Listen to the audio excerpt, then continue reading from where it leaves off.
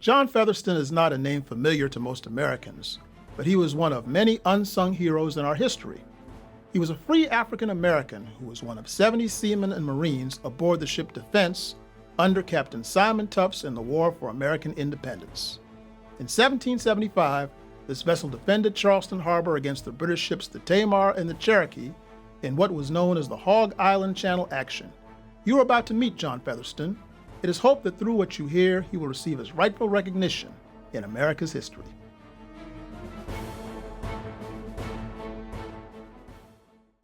I was a free man before the Revolution. I am an American and a Navy man.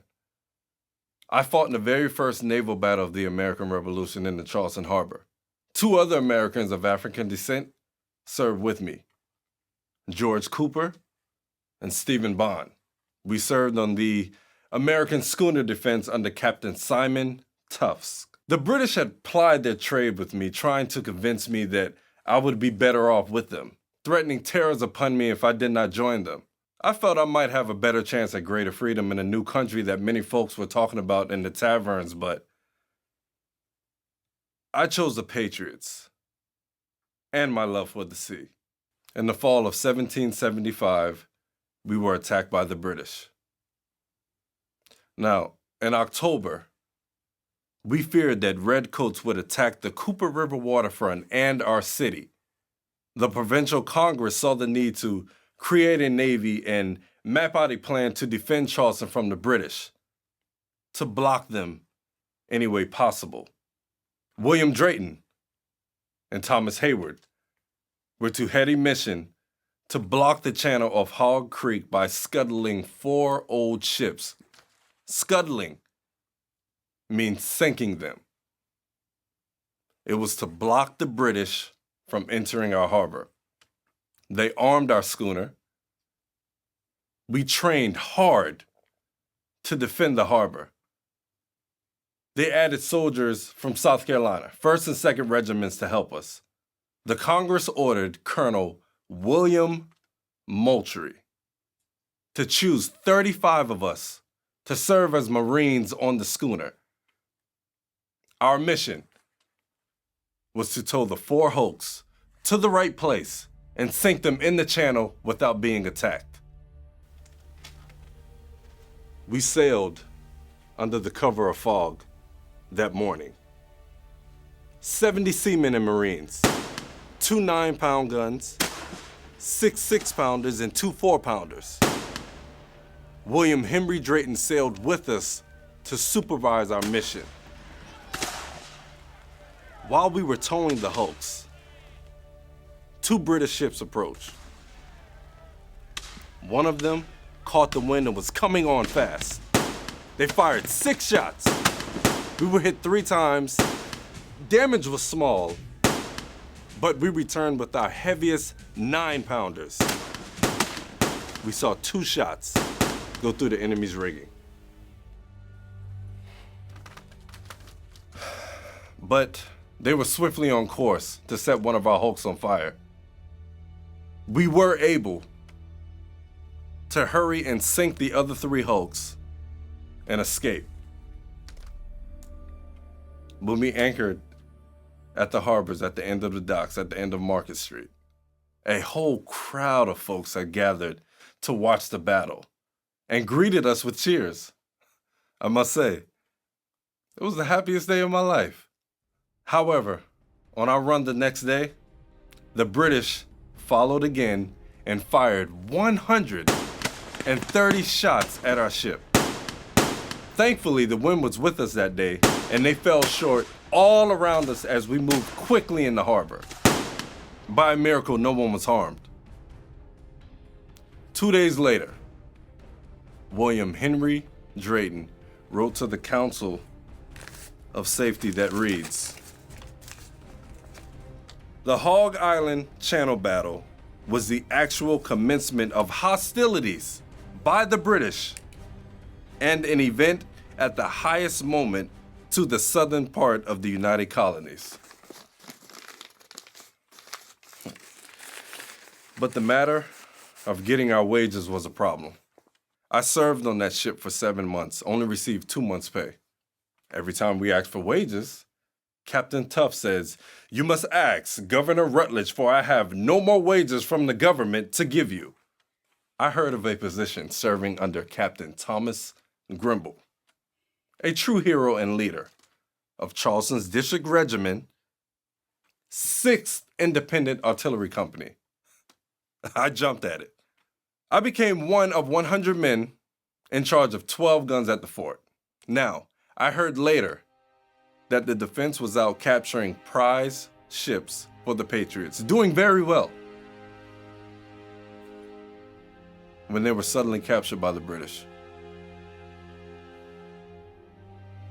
They were sent to New York Harbor, where many of my mates were put on prison ships. Now, I will spare you what happened on those. So, I was mightily glad I stayed in Charleston.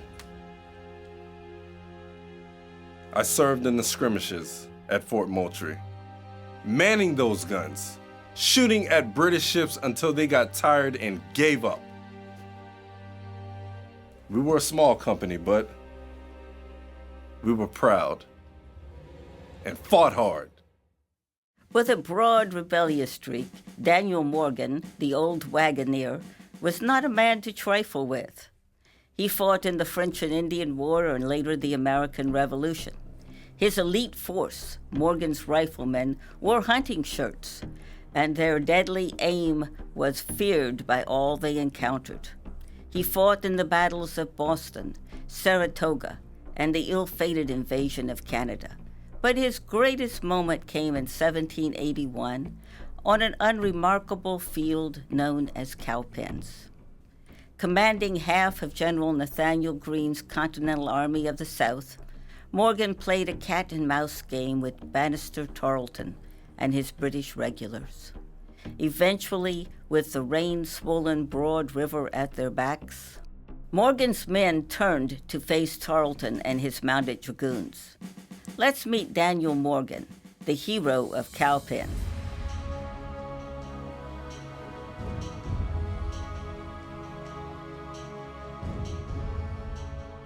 I made Brigadier General. You see, I was dispatched to that fine state of South Carolina with perhaps the best general we had. That would be General Nathaniel Greene. You know, Greene always reminded me of a snapping turtle I caught once in Virginia, about that big, and if that critter ever got his beak into your flesh, you could cut the head off, turn him into a good soup, eat the soup, and that beak would still be right there in your flesh. Well, look, we lost a lot more before we started winning.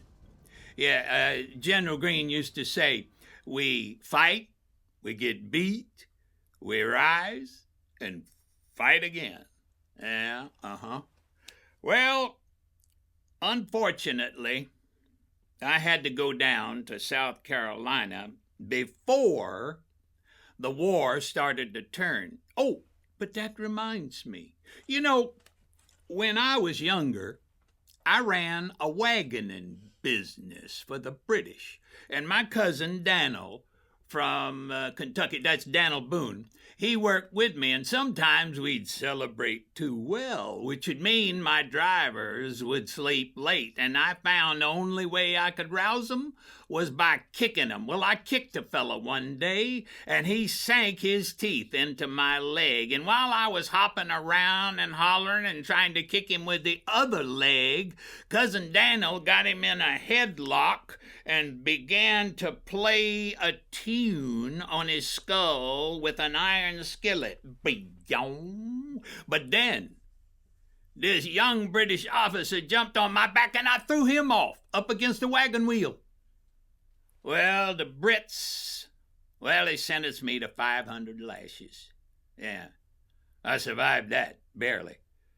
But then they told me they'd only given me 499, so I figured after that I owed King George one stroke. And finally, I got a chance to pay him back when I met his young hero, Lieutenant Colonel Bannister, Bloody Ban, Tarleton. You see, I had seen the mutilated bodies of those patriots that tried to surrender to little Banny and his British thugs, and they just rode them down and hacked them up. Yeah, well, little Banny thought he was a wolf, but he didn't know that this wolf was gonna be waiting for him. See, I learned from the brave Cherokee. They had watched the wolf packs work. So what the wolf does is the wolf will find the prey, and then he'll go after the prey. And then if the prey turns and runs away, the wolf will follow.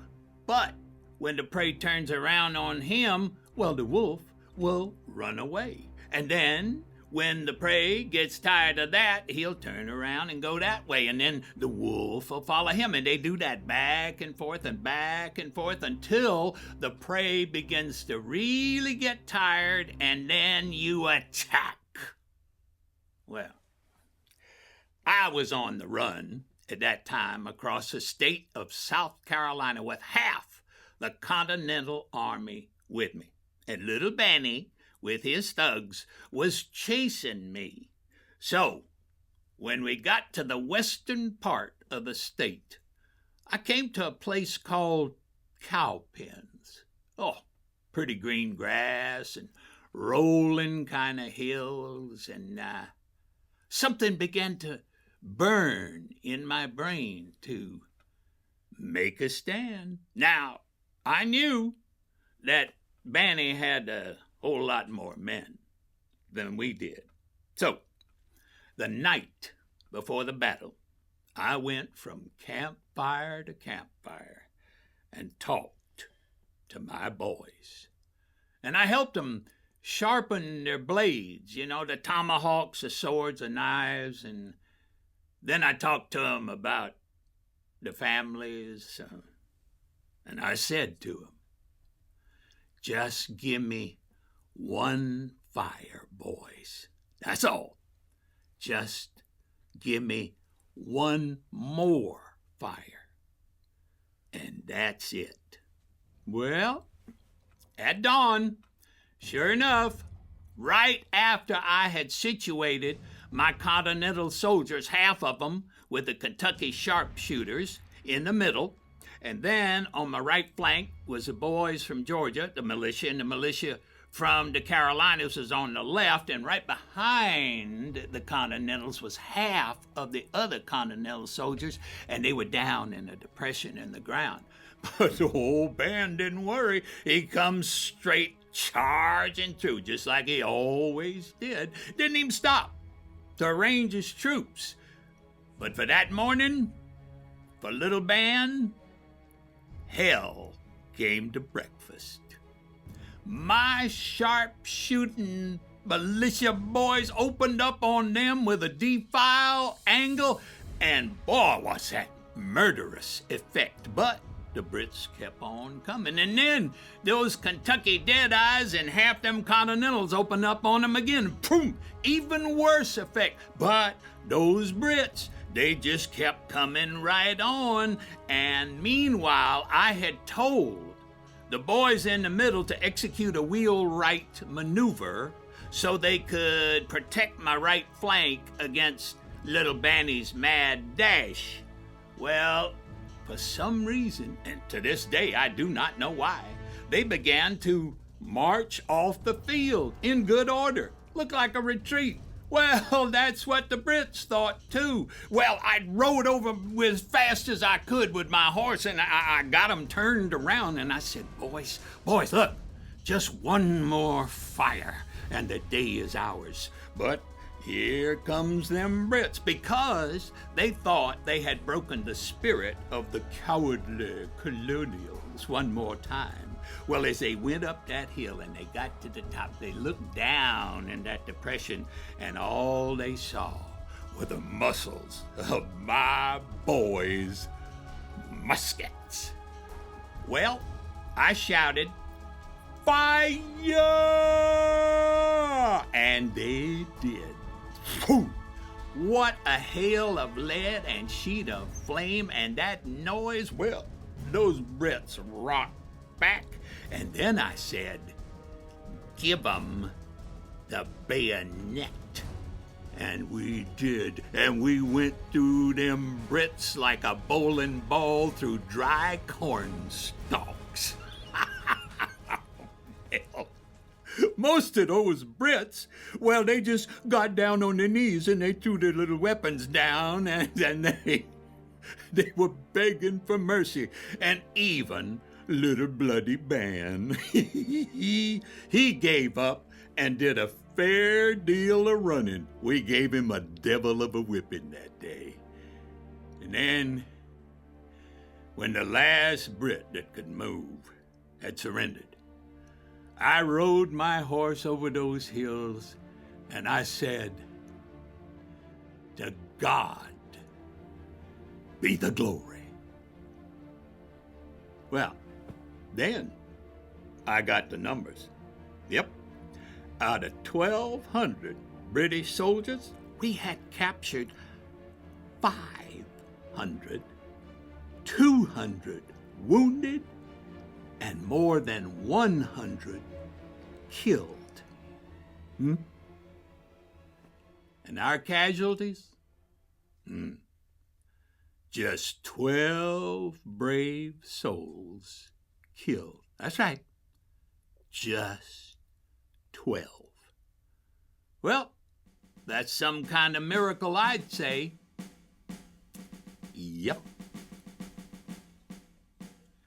Tell you, boys. Yes. In less than an hour, Morgan's men won a convincing victory over the British. Cowpens was a critical victory for the American cause. Coming on the heels of Kings Mountain, the victory was a turning point for the revolution in the South and paved the way to American independence. In a sense, the road to Yorktown began at Cowpens. Women and War, the challenge of the home front during the American Revolution, included disease, enemy action, food shortages, raids and death. Stories and legends celebrate the bravery and sacrifices of American Revolutionary War women. But only one of these, Rebecca Brewton Motte, agreed to burn her house in order to force the British occupying it to surrender. Motte was a wealthy, well-connected woman with much to lose in the struggle for independence, yet she stood firm in her support for the Patriot cause. During the war, her husband died, her beloved brother perished at sea. She played host to the British not once but twice. Her son-in-law was gravely wounded at Camden and later sent to Philadelphia as a prisoner of war. And yet through it all, she remained cool and clever.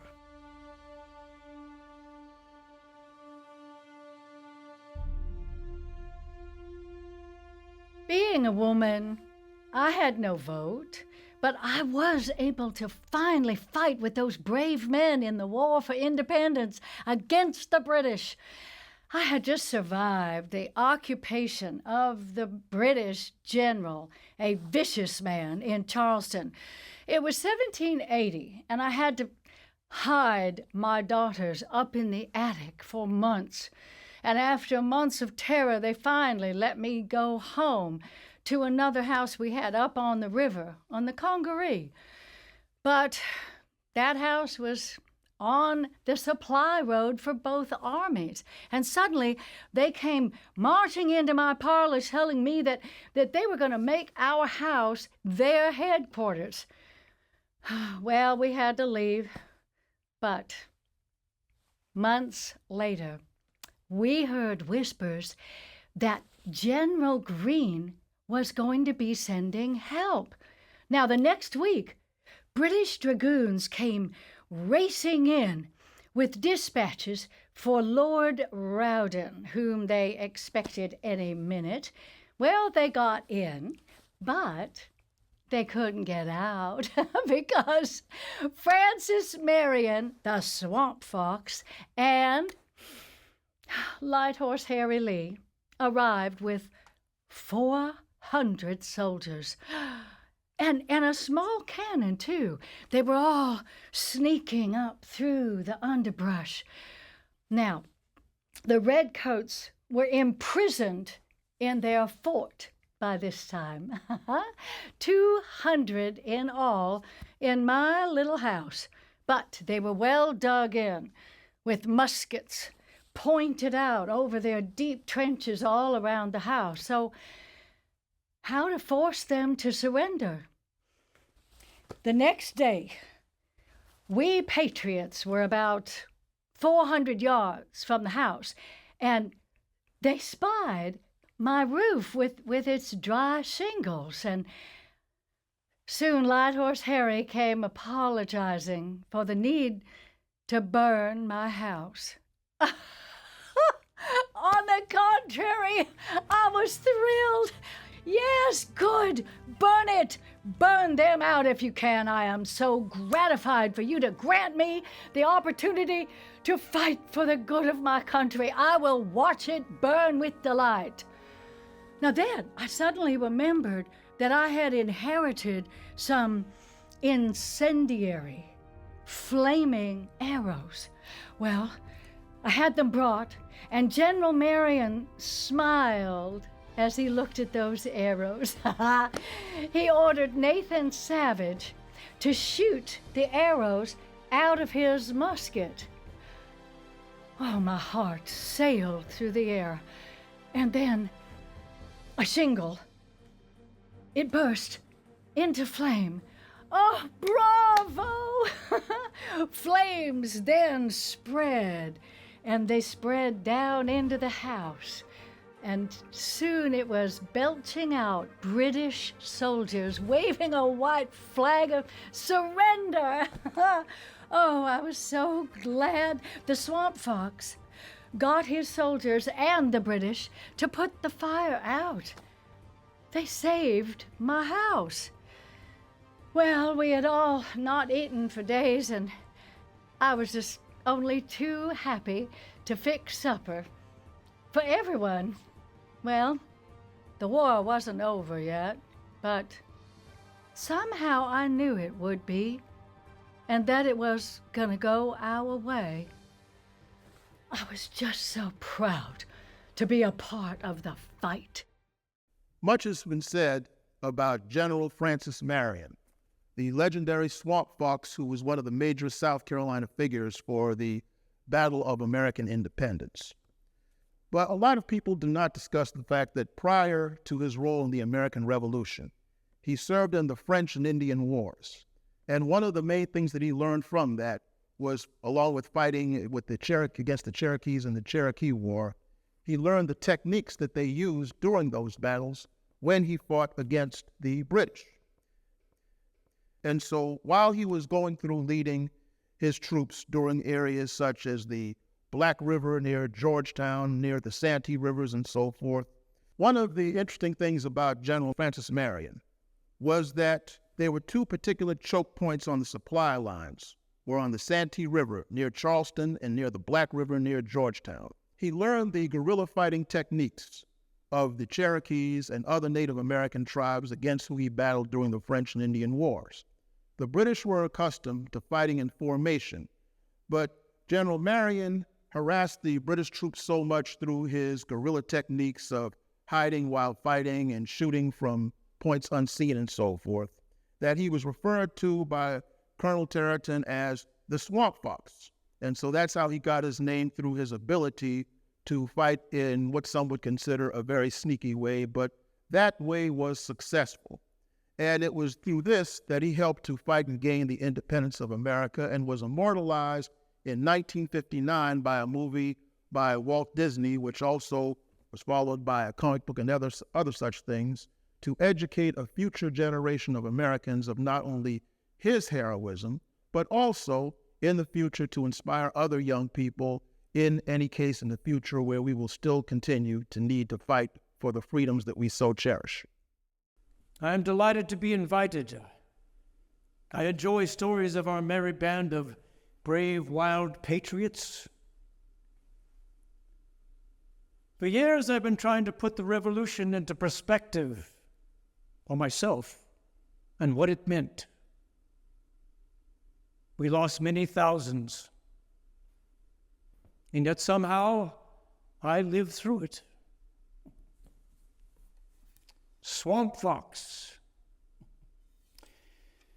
Well, I have been called many things. Some true things, some false things, some half true. Some make me laugh, some anger me. But because I would rather you know only the truth about me, I have been called crafty, elusive, resourceful, sly, wily, ugly, bow-legged, treacherous, brutal, determined, a banditti, a ruthless rebel weasel, a hawk-nosed jackal. Well, you get the idea. That lovely swamp fox handle, well, that came later. And I was a boy. I was very small, and my legs were misshapen. But I was determined to overcome these challenges, so when I was 15, I joined the crew of a ship sailing for the West Indies. Just my luck. The ship sank. Yes, a whale rammed it. And during a week lost at sea with my 7 fellow crew members, I began to feel oddly strong, and I knew I would survive. Of course, after that ship sank, I decided I wanted to stay on dry land. 12 years later, I found myself in the Cherokee War of 1761 in the British Army. I served under Colonel James Grant on a dangerous campaign against the Cherokee Nation in the upcountry of South Carolina. Colonel Grant commanded our force of 1,200 British soldiers and many militia. As we approached the narrow mountain pass, some Indian scouts rushed up to warn the colonel that a large force of Cherokee were lying in wait to ambush us. Well, the colonel turned to me and said, "Take 30 of your men and clear that pass." Whoa! I had never been under fire before. But I was surprised to learn that instead of feeling panic in the heat of the conflict, I felt strangely calm, almost at home. I led my men into the attack. I was careful to use all the Indian tactics I learned from the French and Indian War, moving from tree to tree, trying never to expose myself, all my men. Oh, then the Cherokee hit us with a murderous fire. But my men fired bravely right into that deadly hail of lead. After a while, the Cherokee had had enough, and they broke and ran. But of my 30 men, only 8 were left standing. There were sad lessons learned that day, the most important of which was never to sacrifice any more of my soldiers than was necessary to complete a mission. And my men knew that. However, I want to tell you about a friend of mine who did not live to see, feel, taste the indescribable and sweet world of liberty that we have today. Colonel Isaac Hayne. He gave his life for our freedom. In July 1781, I was informed that Isaac, young, heroic, brilliant husband and father, had been arrested.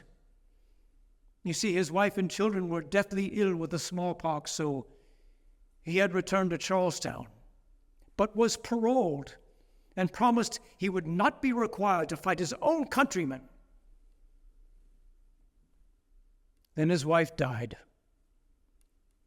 The British saw their power dissolving, So they demanded that all paroled men join the British Army. Isaac, enraged, believed that the British had broken their word to him, demanding that he fight his own countrymen. At the same time, he'd been encouraged to rejoin the Americans, was told 200 militia would likely join if he did so. So he did rejoin the Americans, even captured a previously American commander who had betrayed the Patriots. So, the British sent out a raid. Isaac was surprised by British Major Fraser. He was captured, and a dozen of his men killed.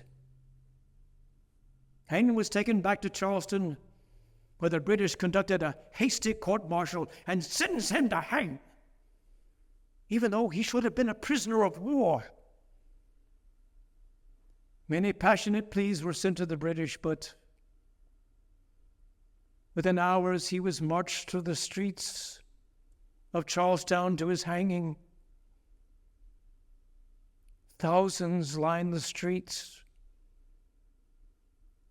The only sound was that of their weeping. And shortly thereafter, hundreds of militia joined our cause for freedom, forging towards victory. But meanwhile, while I waited for General Greene to get an order for retaliation from George Washington about Hayne's murder, my men found Major Fraser's company. We killed 15.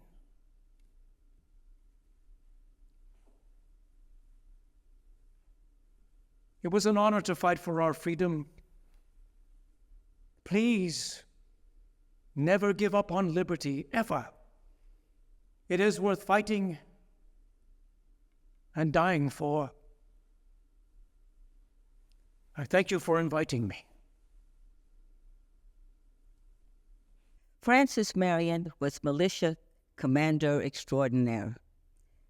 Thanks to him and his partisan campaign to free South Carolina from British occupation, Nathaniel Greene and the Continental Army were able to lure Cornwallis out of South Carolina and send him on to ultimate defeat at Yorktown. Of Huguenot descent, Marion was physically unprepossessing. Some accounts talk about misshapen legs and ankles. But what we do know about him was he had an indomitable spirit and a hard work ethic and was committed to American independence. Prior to the British occupation, he'd been a militia officer and the colonel of the 2nd Regiment of the Continental Line. Twice fate intervened to enable Marion to continue fighting. First, when Lincoln surrendered Charlestown in May of 1780, Marion was home recuperating with a broken ankle. I often say in class that saved South Carolina. Secondly, after he hears of the surrender, he rounds up a few of his comrades from the 2nd Continental Regiment, and they ride up to Charlotte to make contact with General Horatio Gates, who's now in charge of the Army in the South, and offer their services. Now, Gates and his aide-de-camp, they are not impressed with these scruffy South Carolinians who've been riding for days. And so Gates said, well, I think the best thing you could do would be go back to South Carolina and try to capture British watercraft for me. I don't want anyone to be able to escape the Battle of Camden. So he goes back and does what he's told, and consequently, when the deadly disaster of the Battle of Camden occurs and so many Continentals and American troops are wounded and killed, Marion is back home.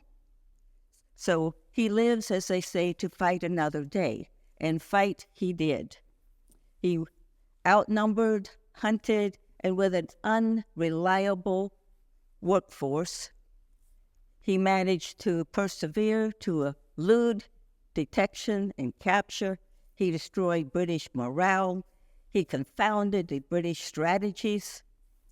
He exploited vulnerabilities and interrupted their supply lines, owing to his nickname, the Swamp Fox, which he got because Barrister Tarleton had spent days searching for him, and after a particular arduous pursuit through the swamps of the PD, he finally gave up. It is said that if horses broke down, they were left. If men lost their horse, they had to walk out. Tarleton was determined to get Marion. But at the end of the day, he said, the devil himself could not catch that blank old fox. Hence, Swamp Fox. During the last months of the Revolution, Nathaniel Greene had a brilliant idea. He paired Francis Marion with Henry Lighthorse Harry Lee, and this dynamic duo managed to virtually sweep the British out of the interior of South Carolina, capturing fort after fort after fort, freeing the interior and pushing the British back to the town of Charlestown. His last engagement was at Avenues of the Cedars in August of 1782. As Major General Greene wrote, no man has a better claim to public thanks than Francis Marion. The vast contributions of women in the American Revolution can never be measured due to the lack of historical source material, and some scholars are dubious that a patriotic teenage girl could have risked her life as a spy to fight for our independence. However, there are affidavits signed by her family members of the great story. During the war, I was working on the family farm. I would hoe and plant, ride the land, fix posts, do anything needing done. Because my father was ill, he needed me. He was a very great patriot, and was heartsick he could not fight the British in the war. I wished I were a man so I could go and fight in his place, but as a girl, I could only dream of such adventures. But one rainy day, I was cleaning horse stalls when I heard the pounding of hooves coming from the east. So I hurried to the tavern to peek in and listen and tell my father. Through the shoulders of the men, I saw the messenger. He said he had a secret message to be delivered to the camp of General Thomas Sumter. He then asked who would go. Silence. The messenger became angry.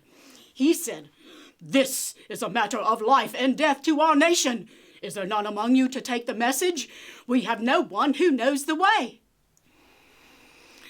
I could not help myself. Shouting through the open window, I said, "I know the way, sir. I will go." The tavern group turned and commenced to laugh at me. Climbing through the window, I said, "Sir, they will not be suspicious of a girl. And I can say I'm going to my uncle's farm. It is true. Can ride as well as anyone here. Let anyone deny that."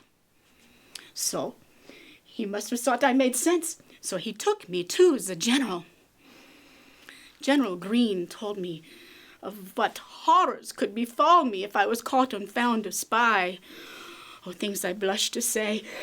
I'd heard tales of such torture, but in spite of a deep fear that brushed close to my soul, I simply pushed the prospect out of my mind. I knew the way. I knew my horse was in fine health, and I begged to serve my country. The general said, "You know the way that well? You can ride in the dark of night?"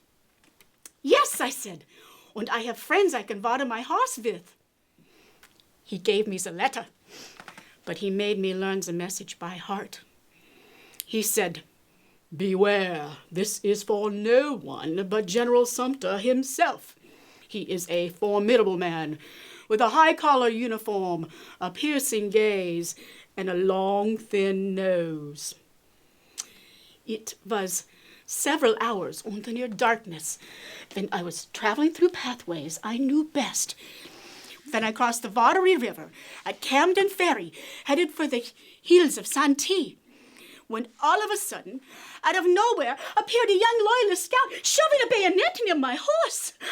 Oh, without even seeing my face, he yells, "You are my prisoner!" On whose authority am I detained? Well, he was surprised to see that I was a girl, and shocked to see that I was so young. He was smitten with me, I reckon. So he let go of my bridle. But an older scout who was with him grabbed my reins and ordered me to dismount. I said, "Sir, I am only on my way to visit my uncle." There was an empty cabin near the edge of the swamp, and the older gentleman ordered me to go in. He told the young scout to guard me. Thanks to Providence, he stayed outside the door. You see, I knew I must do something quick.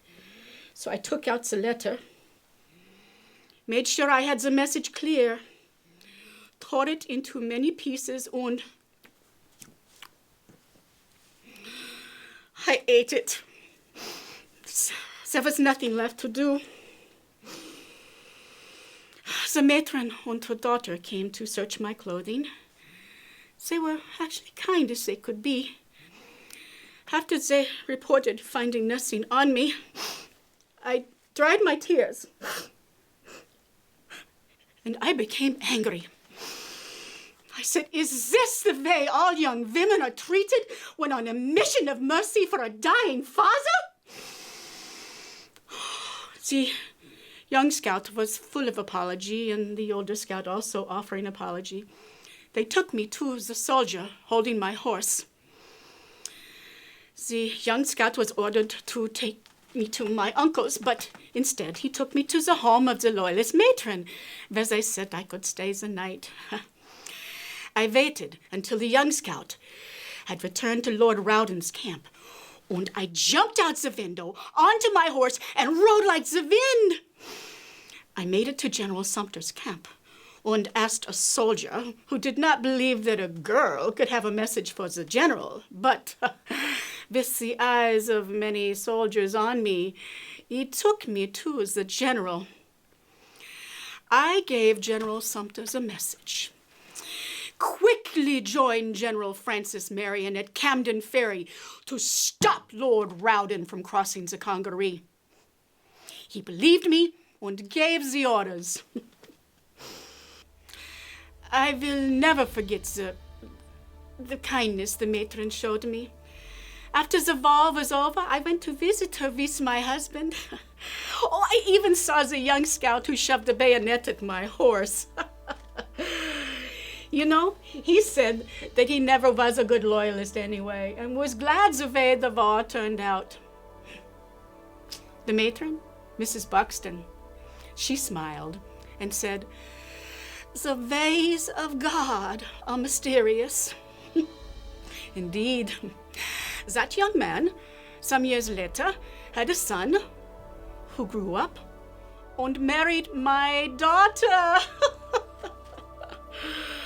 Oh, I was so glad that I was able to fight in the war. A Catawba warrior and proud revolutionary, Peter Harris was a man with a foot in two competing cultures. Noted for their bravery, Catawba warriors were feared in colonial South Carolina. With the coming of independence, the Catawba Nation, unlike its larger, stronger rival, the Cherokee, sided with the Patriots. The Catawba were essential to Patriot victory at Fort Moultrie in 1776. And in the dark days following the fall of Charleston in 1780, the Catawba provided a base, supplies, and recruits for General Thomas Sumter. As a result, Sumter was able to organize a successful grassroots effort to resist the British.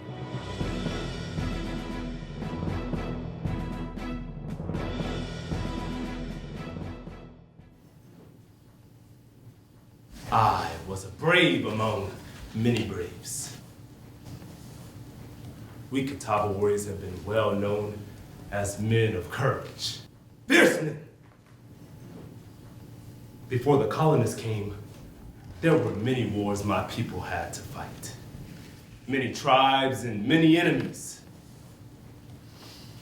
There was much confusion. The Yamasee had joined the colonists against the Tuscarora, and hell came to the land. My grandfather fought with our Catawba tribes. Others joined this side, and then later joined that side. The Muskogee, the Yuki, the Cherokee, the Appalachee, the Westos, the Savannah River Shawnee, the Kiowa, the Congaree, and the Waxhaws. Once it ended, we Catawba chose to support the colonists here in South Carolina. So you see, my brothers and I were very used to fighting. But when the colonists chose to go against King George, it was decided that we would fight with them against the British for freedom to create a new nation. The Cherokee chose to be with the old fathers of the Redcoats. I saw many die. For many years, I made my living farming and telling stories to youth of the war. I am one of the few stalks left in the field where the tempest of the Revolution passed. I fought against the British for your sake. And the British have all disappeared, and you are all free. These hands which fought for your liberties are now open for your belief. In my youth, I bled in battle so that you may all be independent. So let not my heart in old age bleed for want of your commiseration.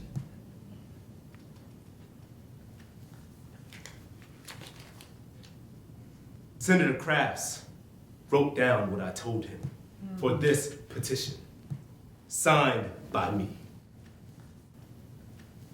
Peter Harris.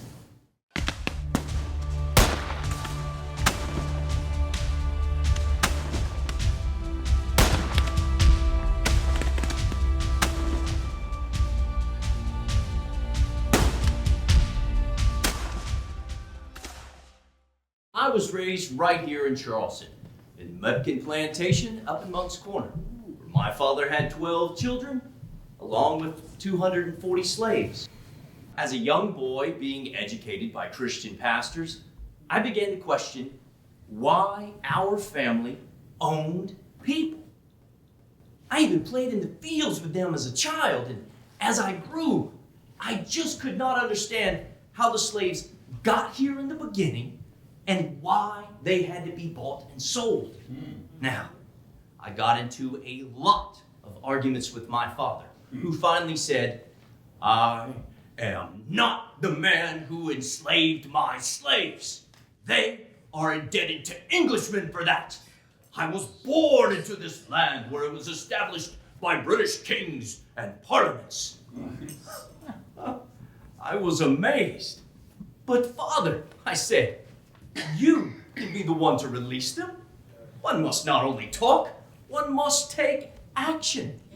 He said he had been devising a plan for manumitting them all, for ending the horror, and then said, I perceive the work before us is great.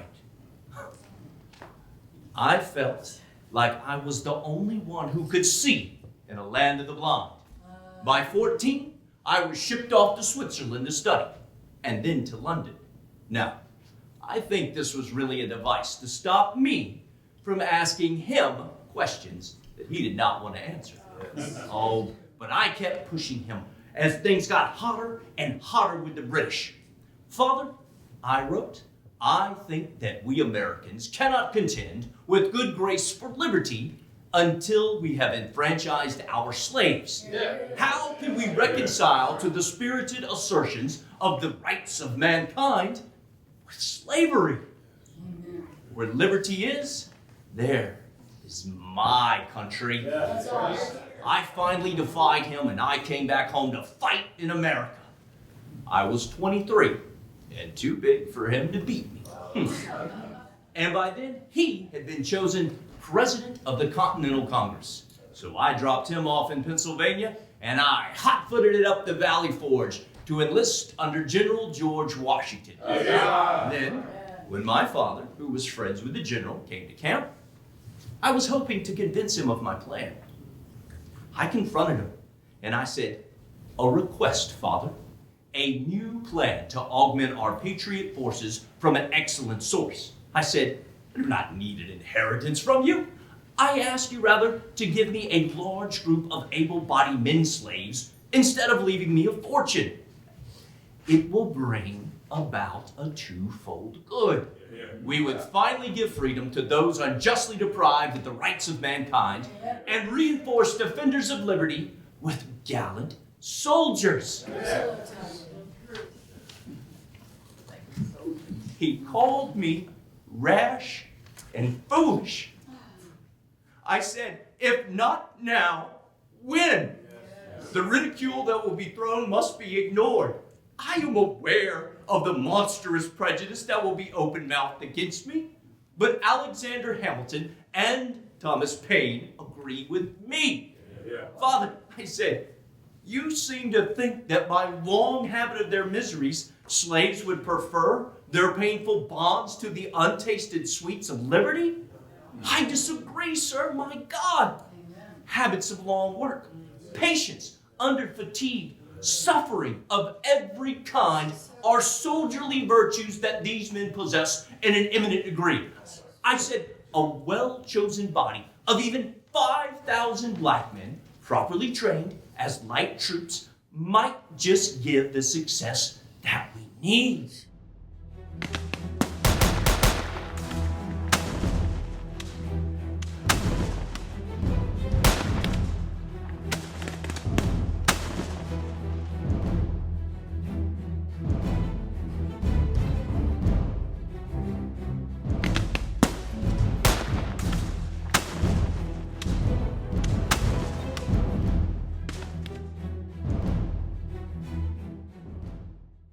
It is a sad reality that many of the brave acts of human kindness and true heroism of enslaved people during the American Revolution have not been recorded in our history.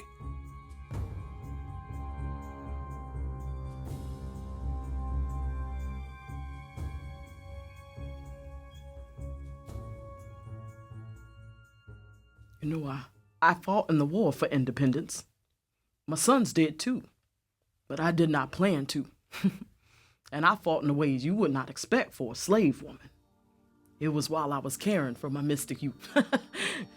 A good but sickly, Irish, Christian man, Presbyterian. God rest his soul.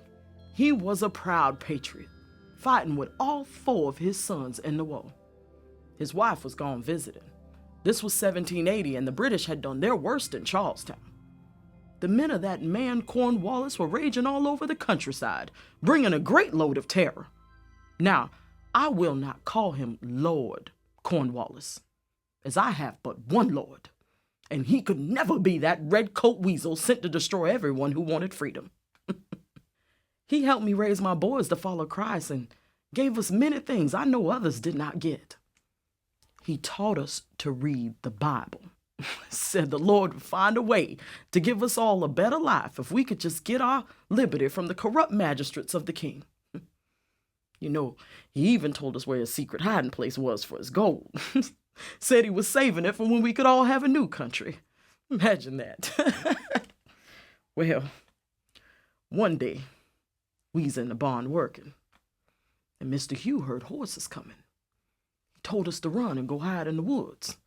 Said if they was the king's men, they might come grab us and press us and makes us work for them. So he gave my boys the 2 pistols out the barn, and we ran on out to the woods to hide. They were loyalists, all right. And after a bit of talk, the leader shouted to Mr. Hugh to show him where he had hid his gold. Well, Mr. Hugh shouted, there was no gold. They commenced to name him a liar. They grabbed him and dragged him to the walnut tree. They put a rope over his head and put him in a cart with a mule just held up high enough to jerk him on his toes. He was choking bad. My eldest boy wanted to save him, and I got an idea from General Marion, who was famous for coming out the woods to save a day. I whispered to my eldest son to go around to the right, and for my other son to take the left. And on my signal, they were to shout as if to make an attack and discharge their weapons. Now, I knew this could go very wrong, but I could not sit by and watch them hang my Mr. Hugh. I was praying these Tories was just a cowardly lot. But again, they shouted, "Where's your gold, you limey traitor?" And Mr. Hugh said, "I sent it to the Patriots. Take me to trial and get this rope off my neck." I was afraid that they'd go too far in their anger. So I gave a signal and used my deepest voice to sound like a militia leader calling, "Damn king's puppets, come on, men!" My boys discharged their weapons and made noises in them trees. Praise God. Those men looked like a pack of mice, and they dropped him like a piece of cheese. Well, they ran for their horses, But then the mule bolted, and Mr. Hugh was left hanging. My youngest came running. He's the tallest. He grabbed Mr. Hugh, hoisted him up just enough so that he could catch a breath. We grabbed the mule to bring back the cart, and we got a stool just high enough to cut him down. We had to carry him to the house. He had stopped breathing for a bit, so we doused his face with water, and praise God, he came right soon enough. When his sons heard about this and came back, they were so glad they gave us some money. And Mr. Hugh was mighty grateful too. He thanked us often for saving his life. And he went on to get well. Went to see Jesus at 92. Praise God. And them Tories never found that gold. In 1735, the young Henry Felder arrived from Switzerland to South Carolina. He settled with his parents in the wilderness of the colony. They both died soon after, but he survived and built a life as a successful merchant and farmer. He never believed in slavery and was passionate about all living free. The British became ever increasingly corrupt and cruel until he rebelled against the king along with many others. He gathered a militia with his neighbors to fight for freedom and independence in America. He is my sixth great-grandfather, so I want to share his story with you. In 1765, the British recruited all of us in America to fight the French and the Indians. And when we won the war for them, they got the bright idea to tax us, to pay for it. That was wrong. So, in 1775, me and my militias had to ride hard and shoot straight to keep them off the coast of South Carolina. You see, Francis Marion recruited all of us, along with William Moultrie, to pick off those British when they tried to come across at low tide to take the fort on Sullivan's Island. Well, they lost so many men, they had to turn their little ships around and hightail it back to London, to Lord North, and leave us alone. You see, I realized that I was willing to die for my land. I came here from Bern, Switzerland, with my family in 1735, and there we were stonemasons, but here we became warriors. There, my tools were changed. I had the tools now of my tomahawk and my hunting sword. Nice, yes. Well, you see, the rice kings in the Low Country, they told us that we would be the new owners of 200 acres of land in the Orangeburg district, but someone forgot to inform the brave Cherokee of the change of ownership. So we had to fight hard to keep this land, and we had to become soldiers. Now, look, I will tell you what men in war will do. In 1760s, the British took and held hostage 22 Cherokee chiefs. And then there was a revenge war party raid by some Cherokee warriors on the settlers, and they burned the houses and the crops, and they killed the weak and sold the strong into slavery, just as they had always done to the Catawba and the Creek tribes. So you see, we had to fight for 30 years to keep this land. Now, for years, when I was foreman of the grand jury in the Orangeburg district, well, I've watched years of corrupt British judges make many false judicial decisions, and finally, I would ask them just treat the colonials with fairness. But the more I asked, the worse they insulted and injured us. And at last, after years of pain of being under their corrupt thumbs, I wrote a declaration of separation from the British king. Well, the moment I did that, there was a target on my back. They said they would come after us with violence. Well, they had the mightiest army in the world, and I said, let them come. Let them come. So, me and my militias, we rode all over this state and fighting, and even my 7 sons joined us. But then these Tory thugs, they came and burned out our farm.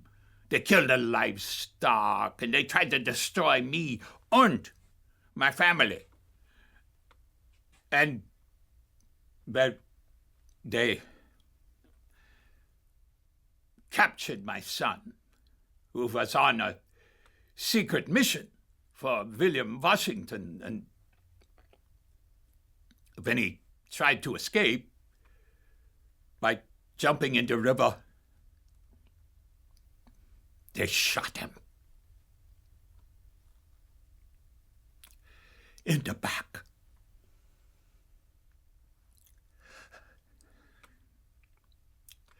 I did not think that I could go on. But then, to honor him,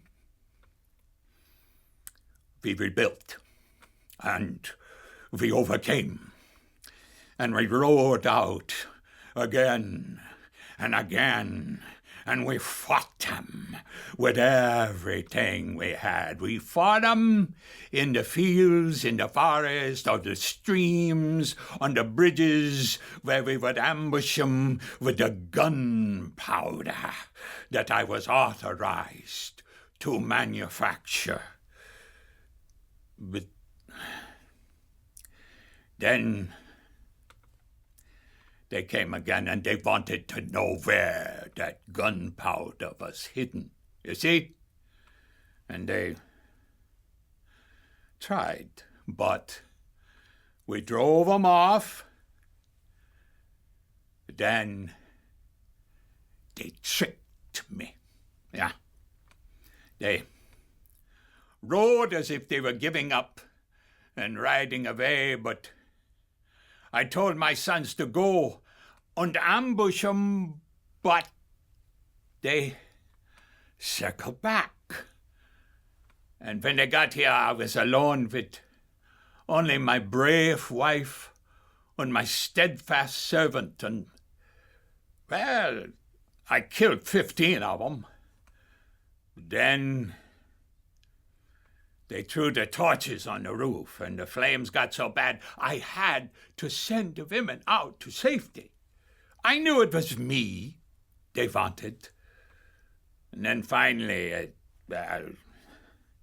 I had to try to escape by leaping through the window, and with the fire at my back and the shots, well, I fell into the dirt of the yard.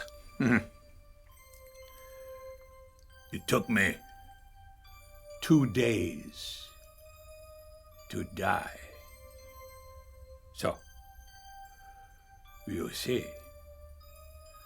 my dream of being free died for me that day, but not for my country, or not for my family, and not for each one of you. So, do not be surprised if you encounter me looking for the brave ones who will keep liberty in this country.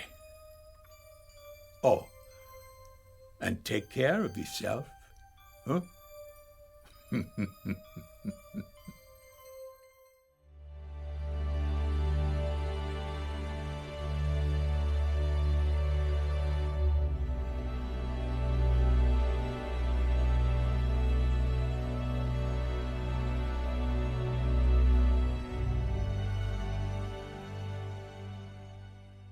Francis Marion did not set out to be a hero. As was mentioned, he didn't look like one. That was the hilarity of the Swamp Fox TV show. He's not a young person out there roaming around the swamps, sleeping on the ground. And we kind of pretty things up, but always the men didn't show up when they were supposed to. And sometimes he'd send out a call and he'd get a handful when he needed dozens, maybe. So he persevered, which I partly think has something to do with his Huguenot heritage, with his dad being an immigrant who had come for religious freedom because he was persecuted in France, that he didn't take no. He figured out an alternative way. I mean, he could have gone up and Gates said, go back home, we don't need you, which is in fact what he did. And he could have said, well, okay then, you win the war on your own. He didn't. He went back home and got some more men together and began doing his own thing. We need more of that. My husband was in sales, thinking outside the box. I want to draw your attention to this. One of the things that I never outgrew from childhood is that I'm a lifelong comic book geek, and I just happened to find this when I was, when they had the recent Comic-Con here in Charleston. This is a 1959 comic book about Francis Marion, the Swamp Fox.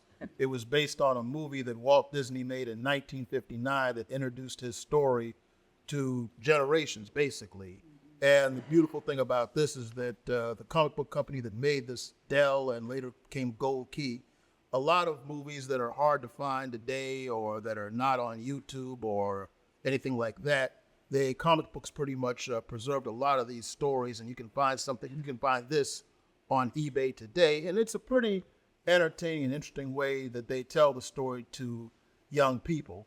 And what's really fascinating about it is that it also in there includes the story of Oscar.